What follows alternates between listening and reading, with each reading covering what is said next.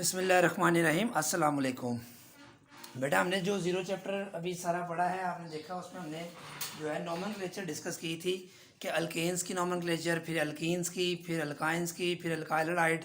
ये जैसे ही हमने नॉमेनक्लेचर सारी डिस्कस की थी, उसका मकसद आपको मैंने बताया था कि जब ऑर्गेनिक केमिस्ट्री का हम 7 चैप्टर स्टार्ट करेंगे, उसके बाद 8 चैप्टर स्टार्ट करेंगे, तो 7 चैप्टर में कुछ ऐसे नाम हैं, ऐसे कंपाउंड्स हैं जो जिनकी नॉमेनक्लेचर तफसील के साथ बाद में चैप्टर्स में आती है।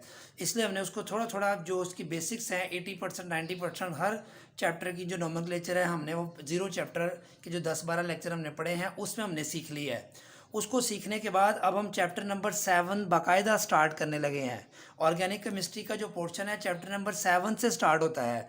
तो चैप्टर नंबर 7 का जो सबसे पहला टॉपिक जो बुक में लिखा हुआ है उसको मैं जो है अपनी तरतीब से है उसको चेंज कर लेता हूँ थोड़ी सी, क्योंकि हमने अभी ज़ीरो चैप्टर में सारी जो नॉमेनक्लेचर पढ़ी है, जिन जिन कंपाउंड्स की आपको नाम याद हैं, alkane, alkyne, alkyne, alkyl halide, alcohols, ethers, जो है aldehydes, ketones, carboxylic acids, asters, जो दो आखिरी 2-3 हैं वो भी हमने जो है वो नहीं पढ़े।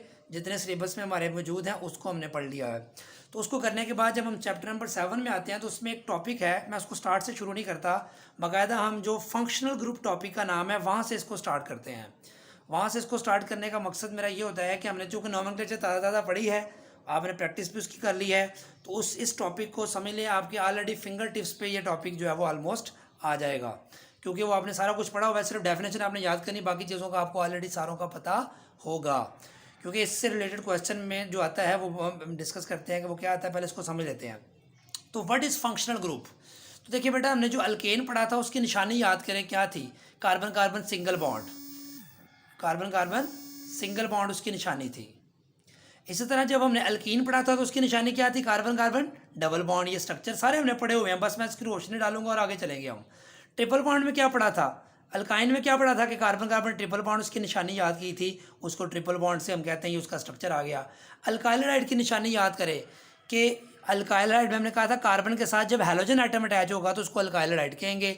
उसको बोलते कैसे आपको याद होगा? क्लोरोमीथेन, डाइक्लोरोमीथेन, ट्राइक्लोरोमीथेन, 1 क्लोरोप्रोपेन, 2 क्लोरोप्रोपेन, इस तरह हमने सारे नाम याद किए थे। इस तरह अल्कोहल्स में क्या पहचान याद की थी उसके स्ट्रक्चर की कि कार्बन जब डायरेक्टली जो है वो OH ग्रुप से अटैच होगा, OH ग्रुप को क्या कहते हैं? Hydroxyl group. तो इसकी मिसाल देनी हो तो क्या बताएंगे आप? मिथाइल अल्कोहल याद है, आपको पढ़ा होगा।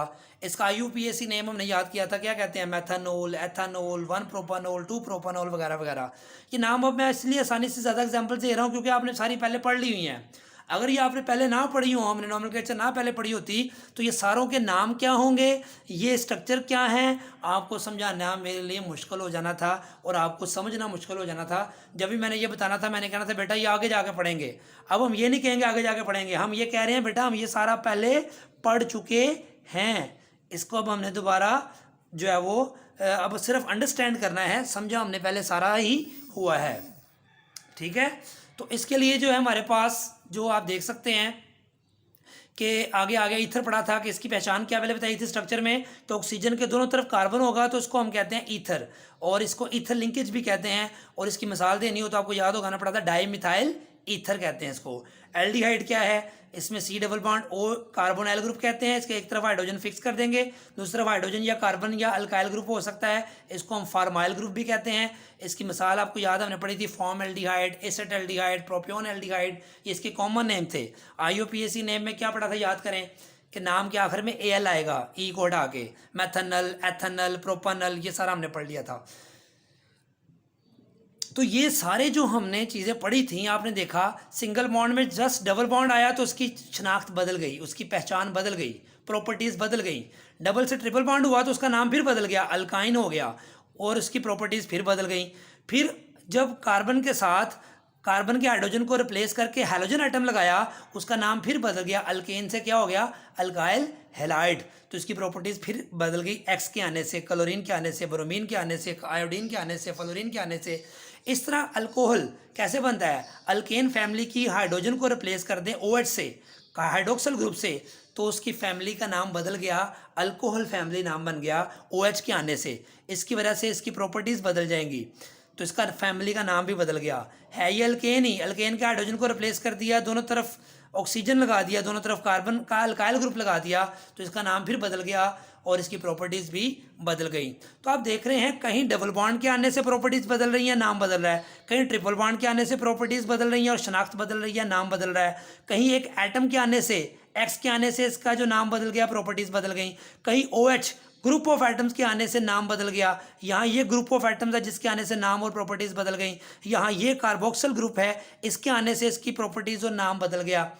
तो फिर इसका मतलब ये सारे जो एटम के आने से या ग्रुप ऑफ एटम्स के आने से या डबल बॉन्ड के आने से या ट्रिपल बॉन्ड के आने से उस कंपाउंड का नाम बदल जाता है, उसको एक शनाख्त मिल जाती है। इस वजह से इस एटम को, डबल बॉन्ड को, ट्रिपल बॉन्ड को या ग्रुप ऑफ एटम्स को जिसके आने की वजह से, जिसके कंपाउंड में होने की वजह से, जिसकी मौजूदगी से कंपाउंड को एक शनाख्त मिल जाती है, स्पेसिफिक प्रॉपर्टीज़ उसकी बन जाती हैं, ऐसे एटम को, ग्रुप ऑफ एटम को, डबल बॉन्ड या ट्रिपल बॉन्ड को हम फंक्शनल ग्रुप कहते हैं। जैसे कि डेफिनेशन आप देख सकते हैं, अब आप समझ सकते हैं आसानी से, एन एटम, हैलोजन वगैरह, or a group of atoms, OH, C double bond OH, C double bond OOH, atom or a group of atom, double bond, ये डबल बॉन्ड के आने से उसका नाम अल्कीन हो गया, and a triple bond whose presence, जिसकी मौजूदगी impart specific properties to organic compounds, जिसकी मौजूदगी कंपाउंड को स्पेसिफिक खास कैरेक्टरिस्टिक प्रॉपर्टीज़ मुहैया कर देती है या फराहम कर देती है या उसकी हो जाती हैं, ऐसे atom, group of atoms, double bond या ट्रिपल बॉन्ड को हम क्या बोलेंगे? Functional group. ये डेफिनेशन बेटा आपने याद कर लेनी है। आगे लिखा हुआ है इससे रिलेटेड दो information, they are chemically functional parts of molecules. ये याद रख लें कि इसका की पॉइंट देख लें कि ये केमिकली फंक्शनल पार्ट होते हैं, ये केमिकल प्रॉपर्टीज इन पर डिपेंड करती हैं। Each functional group defines an organic family. देखिए हर फंक्शनल ग्रुप एक फैमिली को डिफाइन कर रहा है, ठीक हो गया। फिर functional group helps to name organic compound. आपने देखा जब हमने एल्कीन्स देखी तो एंड पे हमने कहा था ENE लगाएंगे। जब अल्काइंस में हमने पढ़ा था पेंटीन से पेंटाइन हो जाएगा, हेक्सीन से हेक्साइन हो जाएगा ट्रिपल बॉन्ड के आने से। इसी तरह जब अल्काइल हाइड आया था तो इसकी वजह से हम नाम लिखते थे। अल्कोहल आया था तो हमने याद करें मैथनोल, एथानोल, प्रोपानोल नाम चेंज किया था। इसी तरह जो एल्डिहाइड्स में मैथनल, एथानल, तो ये नाम जो चेंज हो रहा है ये फंक्शनल ग्रुप की वजह से चेंज हो रहा है। तो functional group helps to name organic compound. All the compounds with same functional group belongs to the same class. अगर फर्ज करें मैथनल, एथानल, प्रोपानल, ब्यूटानल, ये सेम क्लास है, सेम फैमिली है। इस तरह methanol, ethanol, propanol same family है।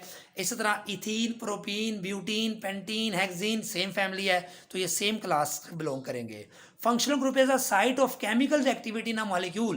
बेटा याद रखें अगर ये 2 कार्बन की इथीन है तो इसमें प्रोपीन हो जाए, पेंटीन हो जाए, हेक्सीन हो जाए, जहाँ रिएक्शन होना है वो डबल बॉन्ड है, याद रखें ये एक्टिव साइट कहलाती है। ट्रिपल बॉन्ड पे रिएक्शन होना होता है, ये OH रिएक्शन में पार्टिसिपेट करेगा। यहाँ ऑक्सीजन के इर्द गिर्द रिएक्शन हो सकता है, ये फार्माइल ग्रुप इस कार्बोनाइल ग्रुप के इर्द गिर्द रिएक्शन हो सकता है। ये फंक्शनल ग्रुप कार्बोक्सिल ग्रुप है, इसकी सराउंडिंग में या इसके ऊपर रिएक्शन का जो मेन जो है वो डिपेंडेंसी होती है या ये एक्टिव पोर्शन कहलाता है, इसलिए बोलते हैं functional group is a site of chemical reactivity in a molecule. और ये ऐसे फंक्शनल ग्रुप, ऐसे कंपाउंड जिसमें एक से ज़्यादा फंक्शनल ग्रुप भी आ सकते हैं, जो कि चैप्टर के अंदर आते जाएंगे, हम पढ़ते जाएंगे, उनको हम पॉली फंक्शनल कंपाउंड्स कहते हैं, जिसमें एक से ज़्यादा फंक्शनल ग्रुप आ जाते हैं।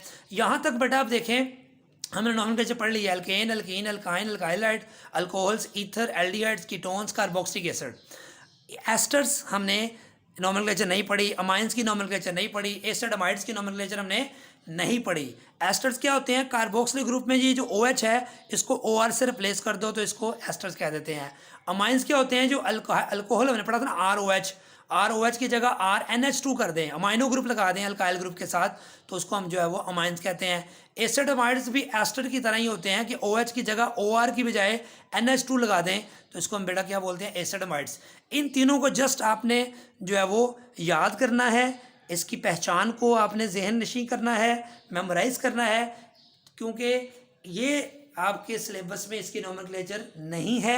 हमारे पास टोटल जो नॉमेनक्लेचर है वो तफसील के साथ जो डिस्कस हुई है वो कहाँ तक है? कार्बोक्सिलिक एसिड्स तक है, जो तफसील से बयान की है। ये कहीं कहीं 13 चैप्टर तक कहीं कहीं इसका एक नाम आ जाता है, उसको एज इट इज़ हम वहीं पे याद कर सकते हैं। दूसरा इससे रिलेटेड शॉर्ट क्वेश्चन आता है कि defined functional group and write down any 4 functional group containing oxygen atom. तो ऑक्सीजन एटम कंटेनिंग अल्कोहल भी है, ईथर भी है, एल्डिहाइड भी है, कीटोन भी है, कार्बोक्सिलिक एसिड भी है, कोई भी आप 4 उसको लिख सकते हैं। फिर वो एमसीक्यूज दे के एमसीक्यूज में ये पूछ सकता है किसी भी ऊपर एक फंक्शनल ग्रुप का नाम लिख देगा, जैसे वो लिख देगा aldehyde, which of the following is the functional structure formula of aldehyde. ये 4 ऑप्शन दे देगा, एक दे देगा ये, एक दे देगा ये, एक दे देगा ये। तो उसमें आपने एल्डिहाइड को तलाश करना है। Which of the following is the functional structure of alcohols. Alcohol का पूछ सकता है, नीचे ऑप्शन एक दे देगा ये, एक दे देगा ये, एक दे देगा ये, एक दे देगा। तो आपने उसमें से डायरेक्ट जो है उसको ऑप्शन को टिक करना होगा। दूसरा शॉर्ट क्वेश्चन में डेफिनेशन दे सकता है और पूछ सकता है कोई से 4 फंक्शनल ग्रुप का स्ट्रक्चर ड्रॉ कर दें, उनकी एक एक एग्जाम्पल लिखते हैं। तो ये फैमिली का नाम है, ये उसका स्ट्रक्चर है, उस स्ट्रक्चर के अंदर जो प्रोमिनेंट पोर्शन है वो नेम, उसको क्या कह सकते हैं हम, और हर एक की एक एक एग्जाम्पल। ये एग्जाम्पल्स को याद रखना है, इसलिए मैंने इस पर ज़्यादा एम्फोसाइज नहीं किया क्योंकि हम ये तफसील के साथ हर एक ही फंक्शनल ग्रुप की नॉमेनक्लेचर 0 चैप्टर में पढ़ चुके हैं।